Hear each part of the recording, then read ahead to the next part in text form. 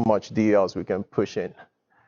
To address these issues, the microgrid concept was proposed. And the microgrid concept, the idea is we want to separate the system into a bulk grid and a microgrid. And they'll be interconnected through a tie line. A microgrid is an interconnection of loads and DERs within a defined electrical and geographical boundary. They can be viewed as a single controllable entity by the bulk grid, and also they can operate in grid-connected or islanded mode. Also, through the microgrid concept, there's room for resale of excess generation into the bulk grid. And it also enables the integration and coordination of numerous DLs. Now, to achieve integration and coordination of numerous DLs, it's necessary that we have analysis and control of these DLs. And to have analysis and control, we need mathematical models. And so this talk is going to talk about mathematical models for microgrids.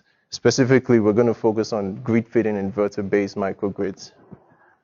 So I'm going to jump right in. What's a grid feeding inverter? The salient characteristic is that it's controlled to track or reference real and reactive power. That's what we call a grid feeding inverter. Components are a power controller, a phase lock loop, and an LCL filter. The power controller contains an outer power loop, which determines a set point for an inner current loop. And the inner current loop determines a set point for a PWM strategy. The phase lock loop is used to dynamically decouple the real and reactive power control, which is I described here. And the LCL filter interfaces the grid feeding inverter to the microgrid, and also filters the iodo harmonics. So for this models that I'm going to present, our modeling assumptions are: one, the PWM mechanism, we assume that it synthesizes its voltage set point instantaneously and exactly. We assume that the network in the microgrid has transmission lines that are less than 50 miles long. This allows us to use the short transmission line models. And we assume that the load dynamics are fully captured by the constant impedance, constant current, and constant power model. Over here is a schematic of the model. You see here a grid feeding inverter connected to bus I of a network and a three-phase load connected to bus J.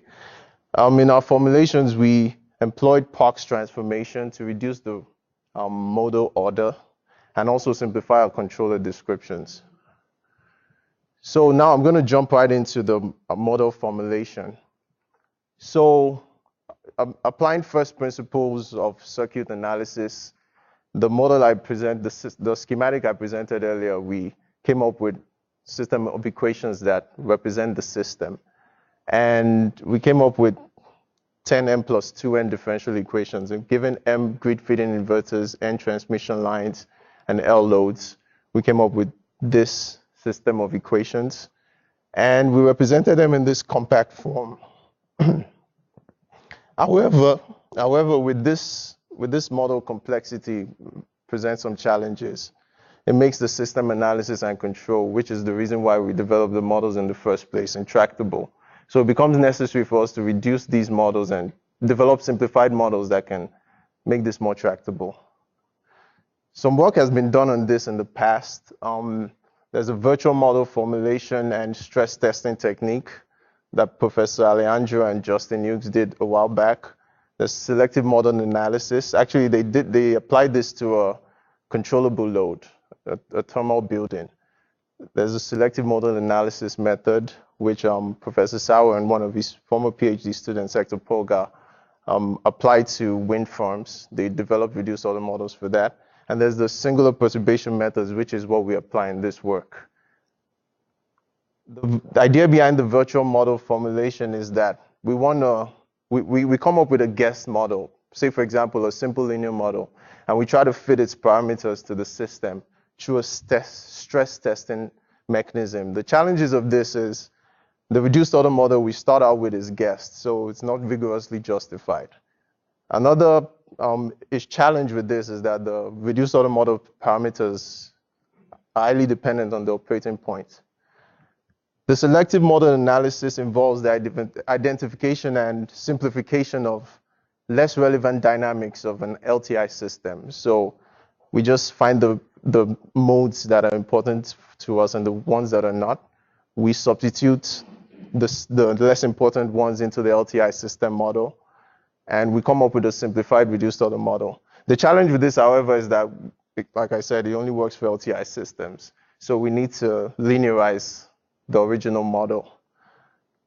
However, the singular perturbation method, it involves a parameter perturbation. We call the parameter epsilon. And through this perturbation, we can achieve model order reduction. It involves a time scale separation into a slow time scale and a fast time scale. And we, most times, at least for purposes of our analysis, the fast time scales were not relevant. So we can easily approximate them and reduce the system to just the slow time scale. The singular perturbation method, the model reduction is based on a rigorous analysis of the high-order model.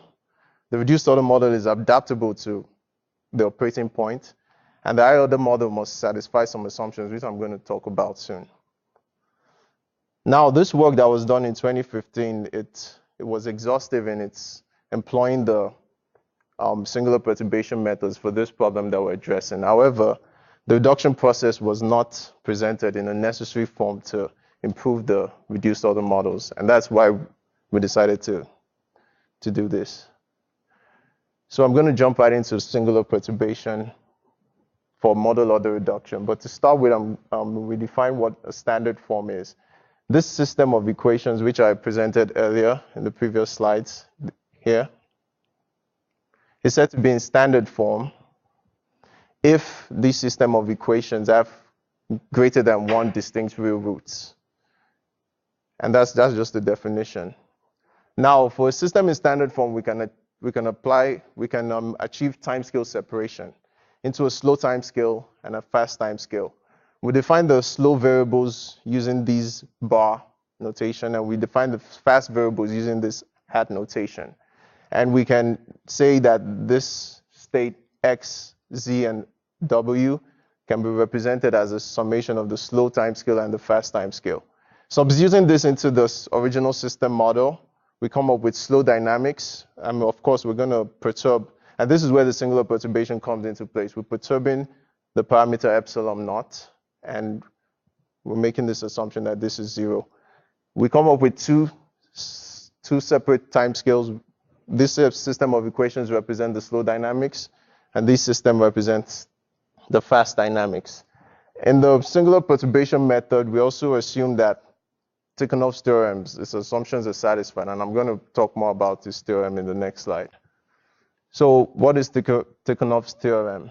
Tikhonov's theorem says that if these two assumptions are satisfied, that is, this fast dynamics over here, the equilibrium 0 is asymptotically stable, and the initial value of Z belongs to its domain of attraction. The second assumption says that for these slow dynamics, if we look at this equation right here, the Jacobian at epsilon equals 0, evaluated along the slow variable's path, has strictly negative real parts. That's just asymptotic stability also, in some sense.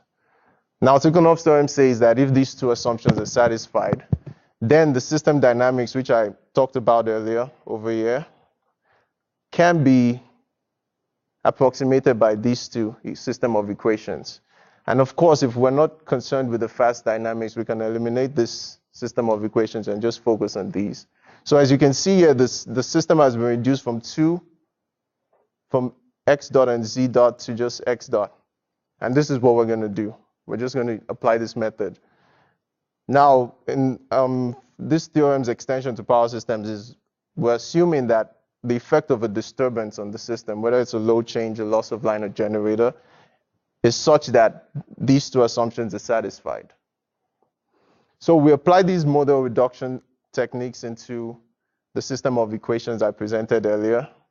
And for the microgrid with M-grid feeding inverters and transmission lines and L loads, we started out with this high-order model, which had 10M plus 1. We applied the first reduction. We applied that method.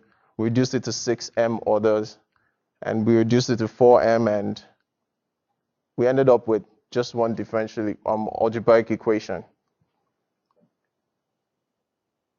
So I'm going to present some test cases now where we compare the models and their results.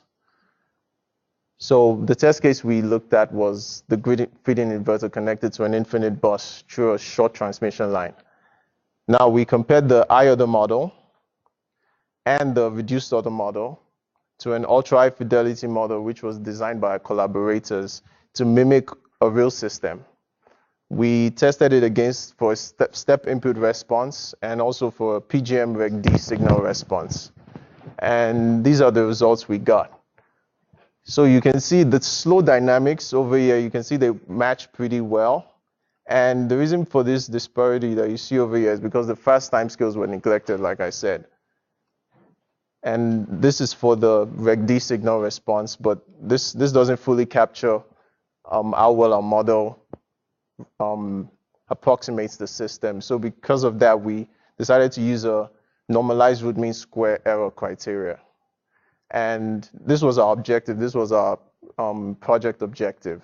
And as you can see, well, the max for the HOM was less than 10%. We're well below that. We have less than 5% and less than 2% errors over here. And now I'm going to conclude with today the things I talked about the grid feeding inverter-based microgrid, introduced the high order model, talked about the reduced order model, and I validated both of them.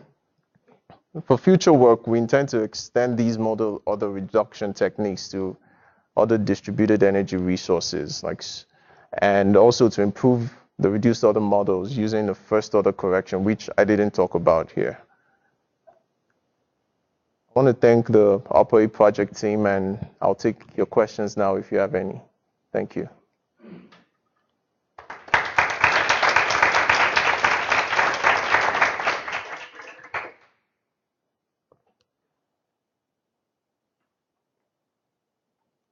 Yes. Which RPE project team is that? I think there's about 3 of them going on. That's the San Diego one, right? Yes. No. Yeah.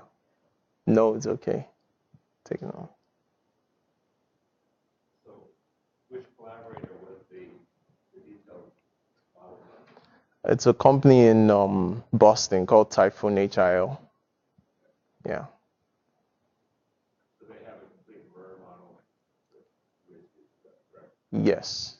They have models. They call them ultra-high fidelity models that they say mimic a real system. So yeah. Okay.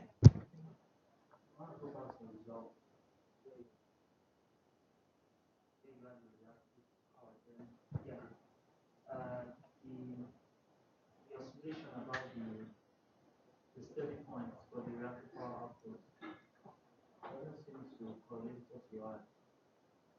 You have like a steady output from your own reduced order model. That from the UHF model shows oscillation. Yeah. Yeah. One of the assumptions in our high order model is that the PWM strategy mimics instantaneously whatever set point is given to it. Now, the ultra-high fidelity model contains the PWM switching effects. But because of that assumption we made, our results are going to track the average value of, yeah. So our results are going to track the average value. So what you see over here is the PWM switching, which we neglect in our model.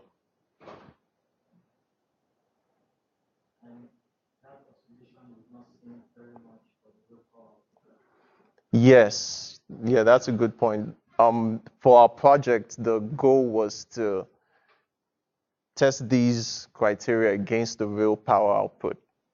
So the filter that was designed wasn't focused on eliminating the ripples in the reactive power. Yeah, that's why I only have real power results here.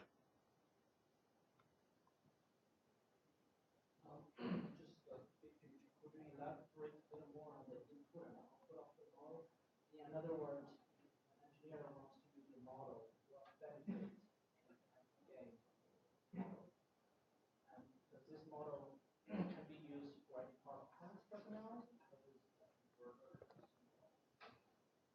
Yes. Yes, thanks. The issue with the more complicated IODO models are the complexity. It makes control design intractable or very difficult. So with these reduced order models, it makes it easier and also less computationally expensive to test, these power electronic devices.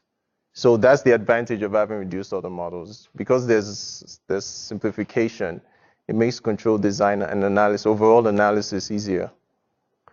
Yeah.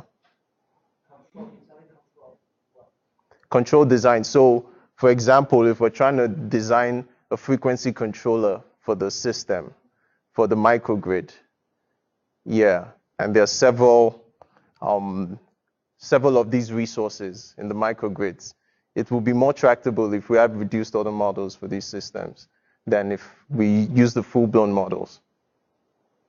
And also analysis also, if most of these systems are stiff, right? Because you have varying time scales.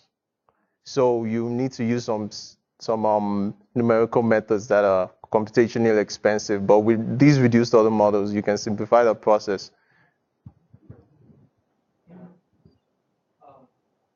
Sorry. No, go ahead.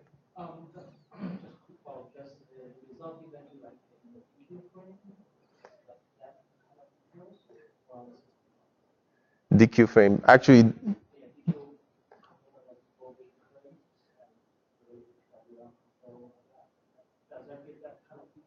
yes. Yeah. All the models we looked at were in the DQ frame.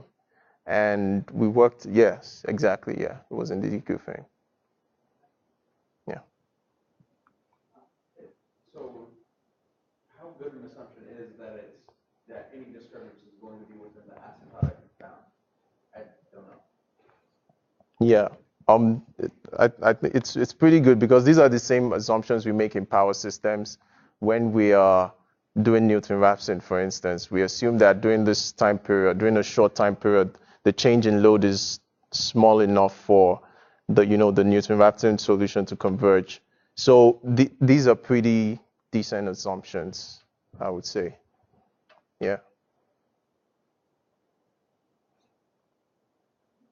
All right, if there are no more questions, let's give our speaker another round of applause. Thank you.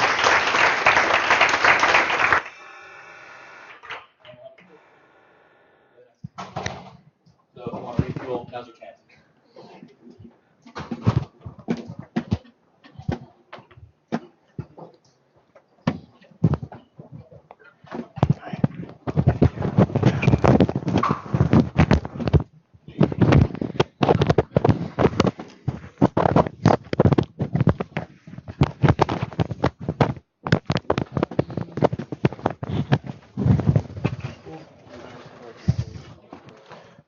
I opened it up. Like, can you maybe look at this? Yeah.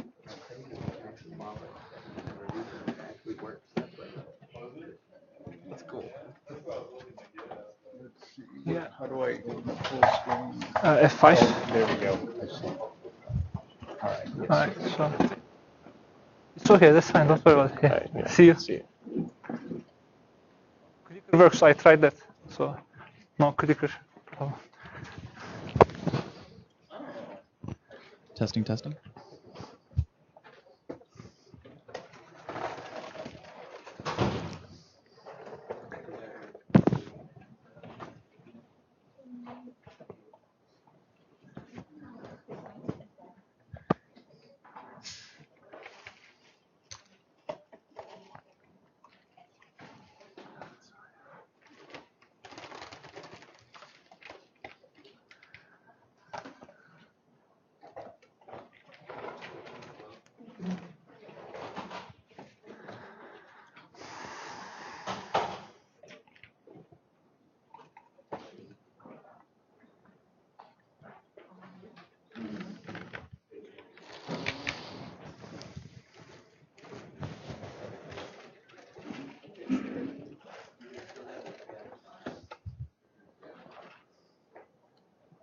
All right, so our next speaker is Enver. Enver Candan received his dual Bachelor's of Science degrees in Control Engineering and Electrical Engineering from Istanbul Technical University, Turkey, both in 2012. He received his master's degree in Electrical Engineering from the University of Illinois, Urbana-Champaign in 2014, where he is currently working towards his PhD. His research interests include data center power delivery systems and isolated DC-DC converters. Enver is also the co-director of the 2017 IEEE Power and Energy Conference at Illinois. Thank you, Enver. Thank you. Hello, everyone. I am here to present our work with Andrew. Over the last summer, we looked at this reliability aspect of series stacked power delivery architectures. So I would like to first start with the motivation we have to look at the reliability of this system. Our work has been, our group has been working on this series stacking and differential power processing ideas for servers and photovoltaic systems for a couple of years now. And our work has been always focused on building up the system, proving the concepts, and addressing the specific problems or specific challenges of the system. And however, through the reviewers of our journals and with the feedback that we have in the conferences, that this reliability aspect of these series stacked architectures is quite important too. So that's why we wanted to look at we wanted to make a initial analysis on this series stacking and differential power processing concept and put out some numbers there to see how the series stacking idea reflects to reliability. So the key idea, I will go into details, of course, that when you do series stacking and differential power processing, you reduce the amount of power that you process in your system.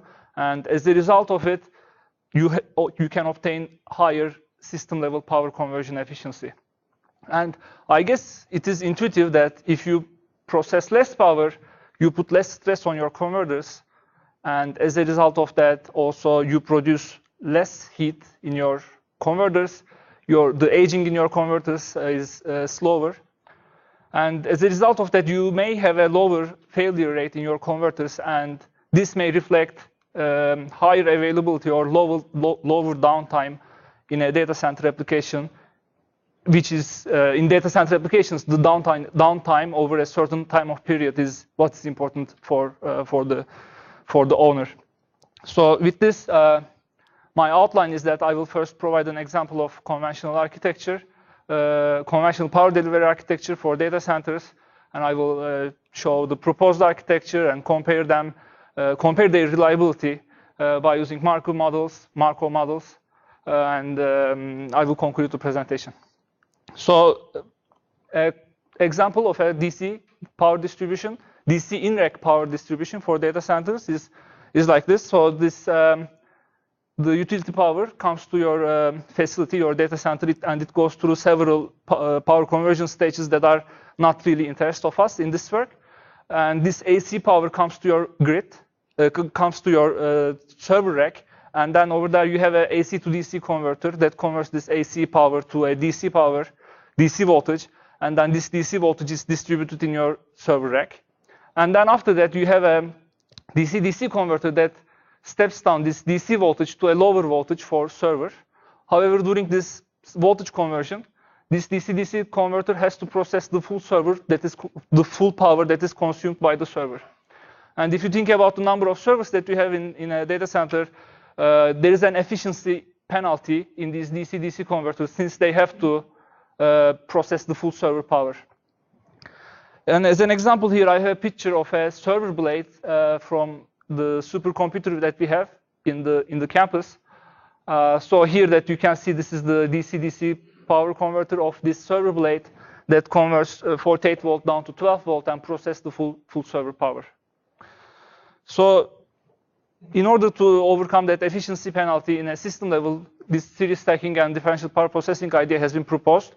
And like there are different other groups than us who investigate same idea in different applications. However, we are now only focusing on the server and data center power delivery application. So when we connect these servers in series, we can get rid of the step-down power conversion ratio, because once these servers are stacked, you can use their input voltage to inherently provide a step-down inherent voltage step-down conversion. And what is also nice that these servers are connected in series, and this bus current can deliver bulk of the power to these servers all at once and without being processed. And once you connect, of course, once you connect loads in series, they have to conduct the same amount of current. And if there is a power mismatch between these servers, their input voltage has to drift in order to satisfy the voltage, the current requirement. And this voltage variation may exceed the rating or specifications of the server, which may result in which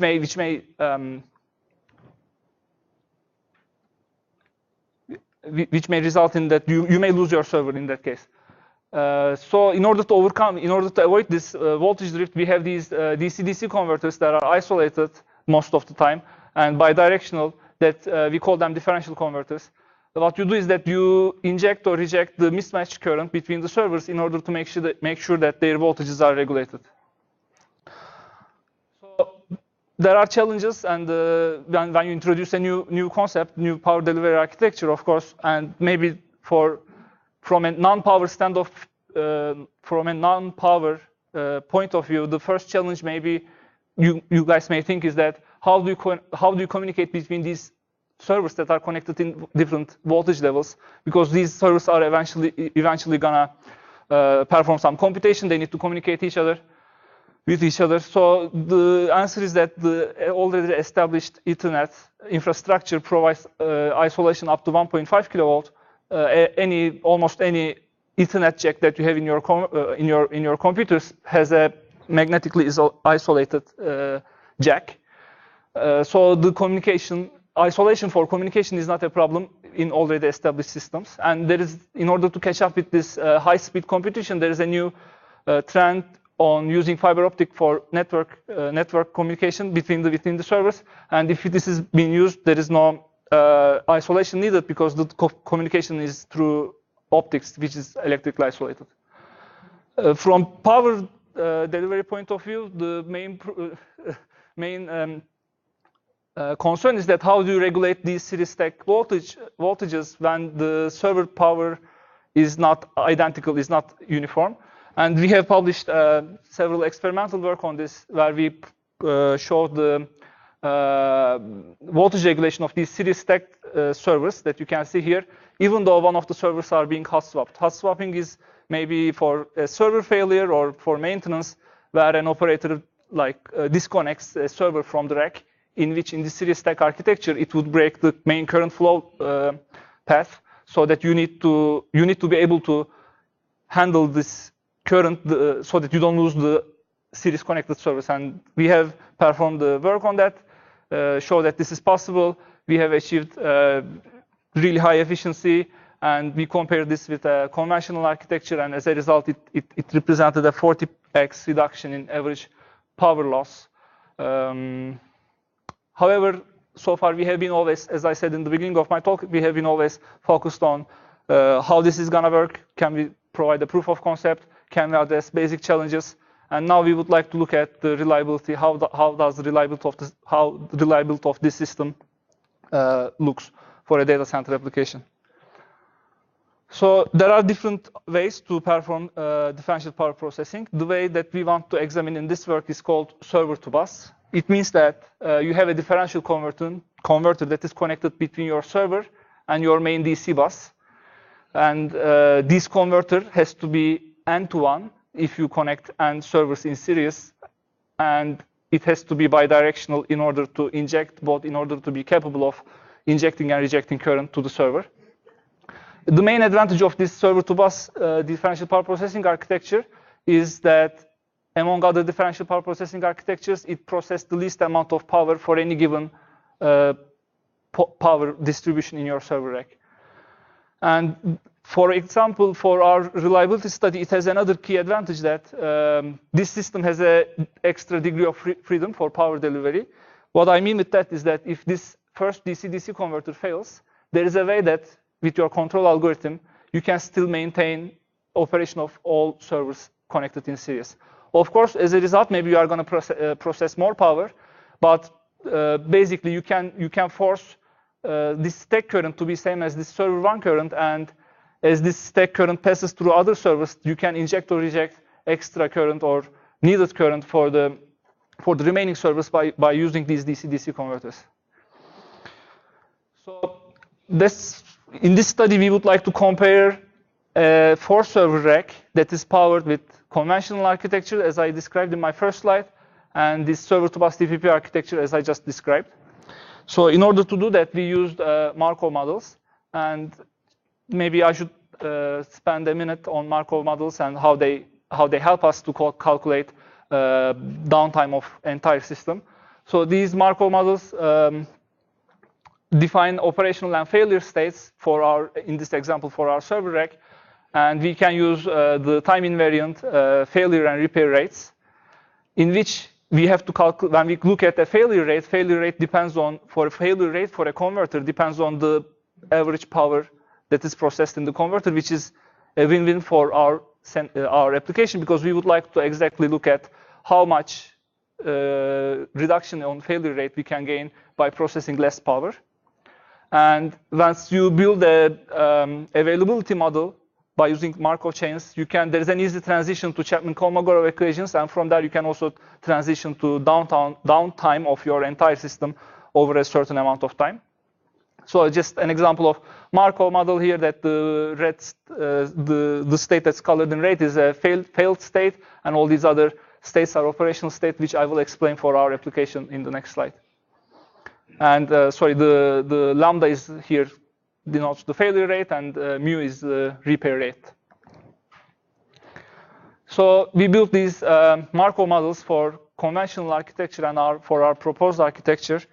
If you look at here that we assume the system fails when all servers fail. So for example, for the conventional architecture, this means that the state 1, when all servers are operational, is when all servers are working, is an operational state. If one server fails, 2 server fail, 3 server fail, these states are still operational, because you can still have your rack, 4-server rack, somewhat functioning. And for the conventional architecture, the failed state means that all 4 DC-DC converters have failed to deliver power to your server rack.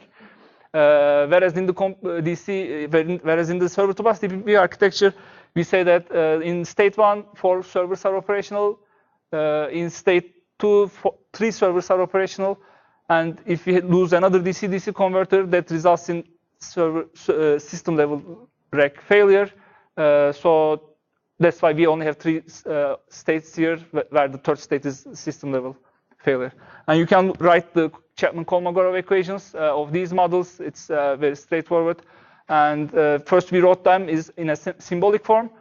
And then in order to perform an initial analysis, we said that a same power converter can be built with the same kind of investment for both our conventional and differential power processing architecture, which can result in the same failure rate. And we got this number, which is 1 failure per million hour, from a vendor datasheet, from a DC-DC converter datasheet that's specifically designed for data center applications. And in this study, we assume that repair rate is 1 repairs per hour. So you can calculate the long-term probabilities of these states for both conventional architecture and the server-to-bus DPP architecture, and then from there you can calculate the downtime in both architectures, expected downtime in both architectures over 10 years. So like this calculation says that, assuming the converter failure rate that I gave in the previous slide, the conventional architecture with 4 server, when 4 server fails, that happens only 21 minutes for 10 years. Whereas in the server-to-bus DPP architecture, this time is this is 36 minutes in 10 years. So this means that for 36 minutes in 10 years, server-to-bus architecture, 4 converters will be failed, and in the conventional architecture, that time is 21 minutes. So now we want to look, for example, what kind of an improvement we need, or what kind of a reduction we need in converter failure rate so that in over 10 years, for example, over an operation time of this data center, we end up with equal downtime. So for that, we basically plotted this failure rate, downtime versus failure rate for differential for server-to-bus DPP architecture. It is this blue line, and this red line is the conventional baseline that we had in the previous slide. It turns out that you need a failure rate that is 58.3% less than. You need a failure rate in your differential converters for your server-to-bus architecture that is 58.3% of the failure rate of a DC-DC converter in conventional architecture, in order so that you can achieve same downtime over 10 years. So the question now we want to ask is this improvement in failure rate, or is this reduction in failure rate possible just by the nature of the power delivery system? As we process less power, can we achieve this reduction in the failure rate? So of course, now in this point, this depends on making some assumptions in order to calculate, in order to compare the failure rates. So that's why, first of all, we need to come up with a circuit topology. So this 4-to-1 flyback converter that you can see here, isolated, that can deliver power in both this conventional architecture, assuming that you have a 48-volt bus and 12-volt server. And it can also deliver power in this server-to-bus DPP architecture, because it is 4-to-1. It can control both directions of power flow. So we looked at component level reliability of this converter if it were to rate it for 150-watt servers. And the method that we used is by referring this military handbook for reliability, prediction of equipment, electronic equipment. So long story short, the most likely to fail components are the switch and the capacitor in this converter. And if you look at here, the failure rate of the switch depends on how much power that is processed in the converter. And we developed this model, and once we look at the failure rate, how failure rate changes with the amount of processed power, we obtain this plot. And now at this point, we need to look at, okay, as you can see, if you process less power, you're likely to have less failure rate, lower failure rate, and as your processed power increases, your failure rate is going to increase. So what kind of power reduction, average power processed average power reduction you need to, so that we can match some improvement? We can talk about some improvement in the converter failure rate. So in order to do that, we did some Monte Carlo simulations for both architectures.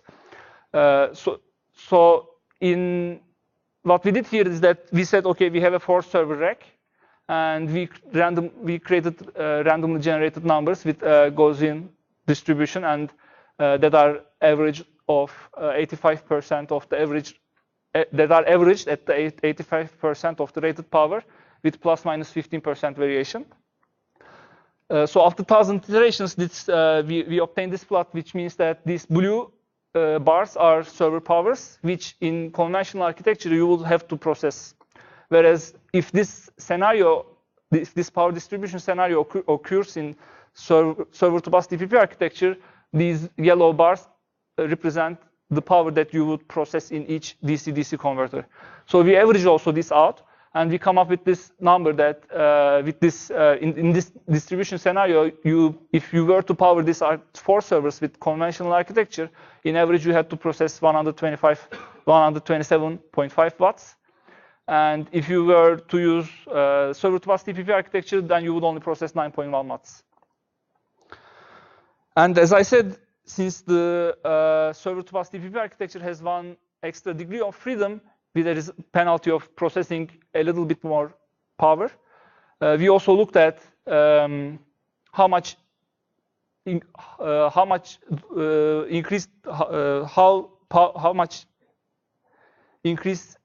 in power occurs in case of a DC-DC converter failure. which there are like, it depends on which converter fails here, the amount of power that you process. So we looked at both best case and the worst case scenarios. So in best case, you process 12 watts, but in worst case, you process 21.3 watts, which is almost double of what you would process without without any failure. So once we put these numbers back in this plot that I showed for flyback converter, so in conventional architecture, you are at this point, it gives roughly around 6.8 failures per million hour. And as in differential power processing architecture, you are on this low failure rate side of the curve. So first, let's look at, let's compare the conventional architecture failure rate and server to bus DPP architecture without any failure, the rate for this scenario. So the reduction in failure rate is 53.5%, which is, if I put on a red square here, which is better than our target ratio. And even if you have the worst case, or I mean best case or worst case power scenario, still this column shows the ratio of this converter failure rate to conventional failure rate. So all these ratios are better than our target. So within given that 85% average power load distribution with plus minus 15% variation, this study shows that the reduction in converter failure rate is natural in the system. So this ties back to our first work where we showed the improvement in the efficiency and reduction in the average power loss with this differential power processing idea. And in this work, we can also show that it naturally reduces the converter failure rate. And with this, I would like to conclude by saying that this is the very first work that analyzes the reliability of this series stack power delivery for server applications. And we built Markov reliability models to calculate downtime for a 4-server example rack. And that is powered with both conventional and server to bus DPP architecture. And the key conclusion that we have here is that in this very scenario, we need differential converters failure rate to be less than 58.3% of the failure rate of the conventional converters in the conventional architecture in order to achieve equal or less downtime over 10-year period. And given a balanced load power distribution scenario, this reduction is naturally possible because of the architecture and because we are only processing a fraction of the power. So yeah, this concludes my presentation. I am happy to have questions. I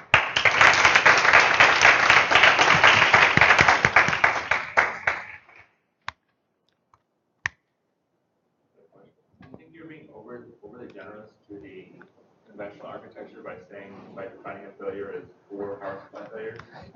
Yeah, but I mean you have to draw some circles to do this analysis. It is difficult to say. Do you have anything to add, Andrew? Yeah. Part of the reason we looked at downtime was because that is reflected in that. So when you consider downtime, even though you may be in a state where you're still considered passing or it was not a failure state, you still may have a server that is out of commission and is not operating in that case. So that the big reason we went to downtime is because that reflects that aspect of the Markov model. Whereas basically you never get to the state where all 4 of those fail at the same time before you can repair it. But it still reflects the fact that 1 of these is down or 2 of these are down, and that is downtime. Yeah, that makes sense.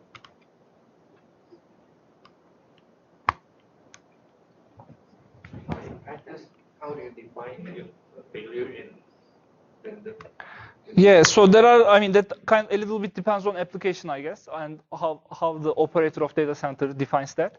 So assume this is let's talk about this. Assume this is a parallel computing scenario where each of these servers are computing some portion of the load.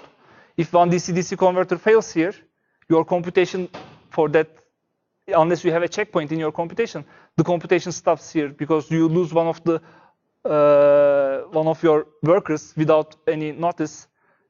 so that these other nodes, competing nodes, for example, they are going to ask for some information from the failed server, for example. And if that information is not available, then your computation is done. It's failed, and then it takes some time to go back to previous checkpoint and bring it up again. But if it is a web traffic application, if this one fails, another one can still handle the web traffic. So it a little bit depends on the application that we are talking about. Again, here in this work, the system level failure that we say is that when all these converters are failed.